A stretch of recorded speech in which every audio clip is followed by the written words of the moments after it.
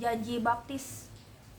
Waktu itu kan sering tuh selalu di sela-sela misa atau perayaan ekaristi, orangnya itu ditanya ada beberapa poin, setahu aku sekitar 3 poin ya.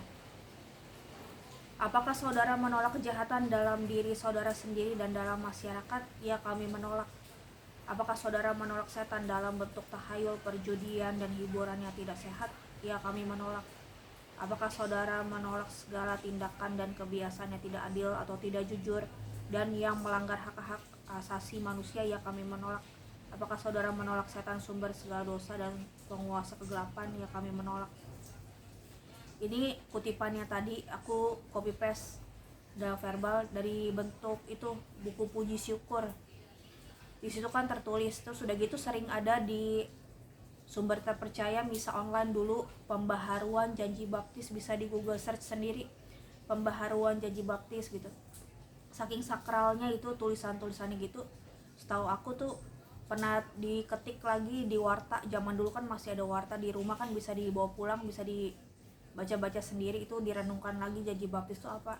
Kalau pembaharuan janji baptis, orang yang udah dibaptis ya ikut misa diduduk misa di bangku umat biasa, ikut jawab-jawab aja, bukannya nanya ya. Setahu aku juga ada janji baptis ya, yang termasuk itu juga ditanyain, apakah percaya Tuhan Yesus yang menebus dosa manusia? Iya, kami percaya. Kalau misalnya kata Tuhan Yesusnya, kalau misalnya di antara janji baptis itunya nggak dibilang apakah menolak iblis, apakah menyangkal iblis dan perbuatan-perbuatannya, nggak ditanya kayak gitu, udah termasuk sih, udah benar semua. Dari poin yang sekitar 3 poin janji baptis di mana-mana itu udah termasuk juga. Ada firman Tuhan juga di buku Alkitab, kitab suci, Alkitab Deuterokanonika. Aku tidak mau kamu bersekutu dengan yang jahat. Selain ada tradisi magisterium, selain Alkitab ada tradisi magisteriumnya juga. Terus udah kayak gitu, tahayul itu sebenarnya bentuknya apa aja sih waktu zaman dulu ya. Aku kan mikir-mikir, katanya gini, katanya kedengar-dengar dari siapa gitu ya. Biasanya kalau ada perempuan yang belum nikah, masih single, nyender-nyender di dekat pintu depan rumah, katanya berat jodoh, takutnya jodohnya lama susah ketemunya. Nah itu sebenarnya kan katanya belum tentu benar. Yang termasuk tahayul itu ya kayak gimana, misalnya mataku lagi kedut-kedut nih gitu. Itu kenapa katanya mau nangis, apa kenapa nangis, kalau kedut-kedutnya sedikit nangisnya sedikit, kalau kedut-kedutnya banyak nangisnya banyak. Sudah gitu bulu mata, ini bulu mata kalau rontok yang kanan gitu.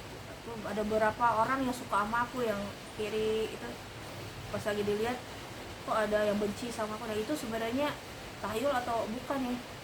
Kalau misalnya ada yang percaya sedikit gitu, sakramen tobat juga nggak apa-apa sedikit. Aku pernah mohon ampunnya, mohon peritasinya, karena aku pernah percaya ramalan apa gitu. Terus yang termasuk tahayul tuh apalagi tuh, kalau garis tangan diramal sedikit-sedikit, ada di buku apa gitu, artinya ini gitu.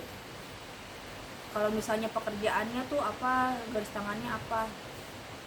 Kalau tangan gatal-gatal sedikit yang kiri tuh mau terima uang apa mau terima duit apa. Ya sebenarnya kayaknya sih itu, walaupun bukan ada buku tertentu yang ngerangkum yang jenis-jenis tahayul tuh yang termasuk nggak boleh dipercaya apa aja sih, ya orangnya bisa ngira-ngira sendiri dari sumber-sumber terpercaya yang termasuk itu apa ya. Menolak itu apa, hiburan yang tidak sehat, nggak ikut-ikut hiburan yang tidak sehat, ya mungkin termasuk apa tuh, dugem atau apa sih tuh yang dugem yang disalahgunakan apa.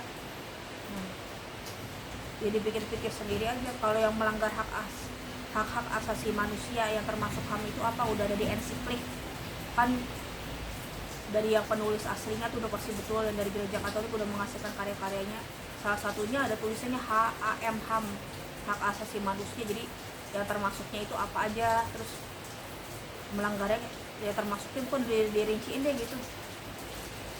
Kalau misalnya manusia dulu nyata ngotot nih, salah satu dari janji baptisnya ini dihapusin dengan cara yang melanggar hak asasi manusia diampunin deh, di alam rohnya diperjuangin terus gitu sampai ke dunia nyata nggak boleh. Itu berarti kan menyangka perintah Tuhan juga, karena kan Tuhan bilangnya kalau udah melanggar hak asasi manusia sebenarnya tersirat. Kalau udah melanggar janji baptisnya ini udah berapa tahun, udah nggak menyesal terhadap dosa-dosanya, dia kan membahayakan keselamatan tuh nyawanya, tapi nggak bisa diperjuangkan segala sesuatu yang bukan kehendak Tuhan di alam roh, diperjuangkan banget gitu untuk ya udah dihapus deh salah satu perintahnya, salah satu kan nggak bisa. Tradisi magisterium sama Alkitab, sabda Tuhan tidak akan pernah hapus, tidak akan pernah lenyap. Maksudnya sabda Tuhan itu kekal sifatnya, ada beberapa yang mutlak, ada beberapa yang sama, ada dosa yang bisa terampuni, ada dosa yang tidak bisa terampuni.